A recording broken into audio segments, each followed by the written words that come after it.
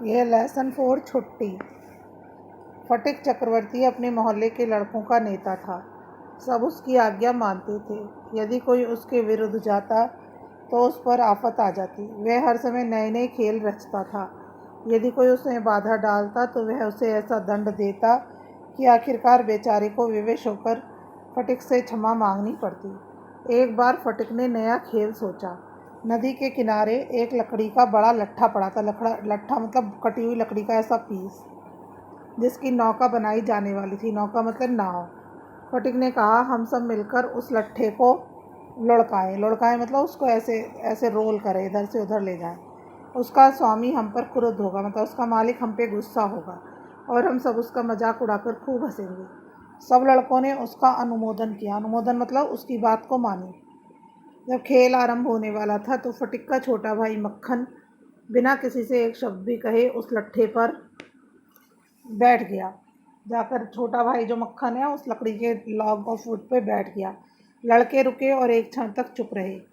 मौन रहे का मतलब चुप रहे। एक लड़के ने उससे उठने के लिए कहा, परंतु वह नहीं माना। यह देखकर फटिक को क्रोध आया। फटिक गुस्सा हो गया। उसने कहा, मक्खन, यदि तू नहीं उठेगा तो इसका परिणाम बुरा होगा। मक्खन ने उसकी बात अनसुनी कर दी। मक्खन ने उसकी बात ही नहीं सुनी। वह आराम से बैठा रहा। यह देखकर फटिक आग बबूला हो गया। बस उसने आज्ञा दी कि लट्ठा लुढ़का दिया जाए। फटिक की आज्ञा मिलते ही लड़कों ने जोर से लगाकर उसे धकेल दिया, किंतु फटिक कुछ भयभीत हुआ, क्योंकि वह जानता था इसका परिणाम क्या होगा। मक्खन कपड़े झाड़ते हुए उठा और फटिक को लाते घूंसे मारकर रोता हुआ घर की ओर चल दिया। मक्खन ने मतलब मारा उसको, छोटे भाई ने। लड़कों के समक्ष इस तरह अपमानित होकर फटिक को अच्छा नहीं लगा। वह अनमना सा होकर नदी के किनारे बैठ गया और घास तोड़ तोड़ कर चबाने लगा। उसे समझ नहीं आ रहा था कि क्या करे।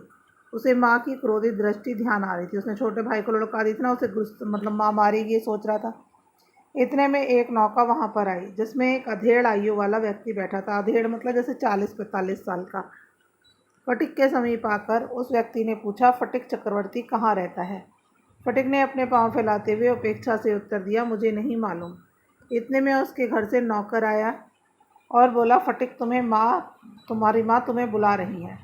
फटिक ने जाने से इनकार किया, किंतु नौकर पुराना था और फिर मालकिन की ओर से आया था, इसीलिए वह उसको ज़बरदस्ती पकड़कर ले गया। फटिक जब घर आया तो माँ ने क्रोध में आकर उससे पूछा, तुमने मक्खन को फिर मारा? फटिक ने उत्तर दिया, नहीं तो तुमसे किसने कहा? माँ ने कहा, झूठ मत बोल, तुमने मारा है। नहीं, यह बिल्कुल असत्य है। असत्य मतलब झूठ है। तुम मक्खन से पूछो, बल्कि उसने मुझे मारा है, वह बोला।